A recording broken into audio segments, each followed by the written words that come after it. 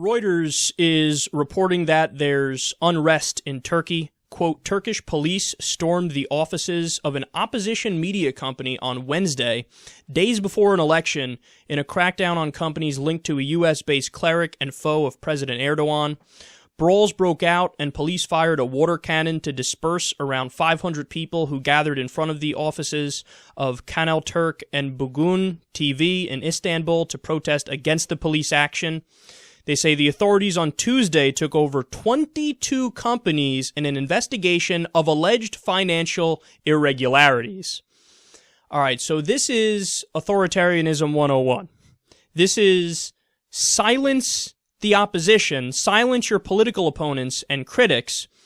And if you think that's not, listen to this. Quote, the mainstream Hurriyet news website said on Wednesday a court case had been opened in the southeastern city of Diyarbakir against two cousins, aged 12 and 13, who ripped down a poster of Erdogan from a billboard in the city. Under the charge of insulting the president, they face up to 4 years and 8 months in prison. Wow. So look at what's happening, man, and this has been the problem from day one with a guy like Erdogan, although he's progressively gotten worse and worse, is that this guy is deeply power-hungry. He's a Muslim fundamentalist in his own right. He's had horrendous policies. He's made some viciously anti-woman comments. He's, of course, cracked down on the Kurds. He's used ISIS as an excuse to crack down on the Kurds who are fighting ISIS, mind you. And this guy has a strong authoritarian streak. Previously, he's shut down Twitter and YouTube when things on there pissed him off. Like, he learned about some video that insulted Ataturk on YouTube. He's like, okay, ban YouTube.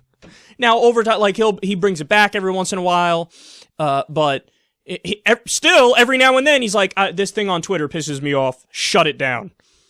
And now he's doing it 22 different opposition media outlets. He just shut down. And I love how he's doing it with this facade, like he's still pretending that, no, this is all about financial irregularities. I got news for you. If there's some financial problem at, 22 different media corporations, even in the U.S., what happens? The IRS knocks on the door, you have a government meeting, you go to court, something like that. You don't fucking go with armed people, bust down the doors and shut it down. You know who does that? Dictators do that. Authoritarians do that. And to the point that you're locking up 12 and 13-year-olds for daring to take down a poster of you, and the charge is insulting the president, you're not even trying to mask it.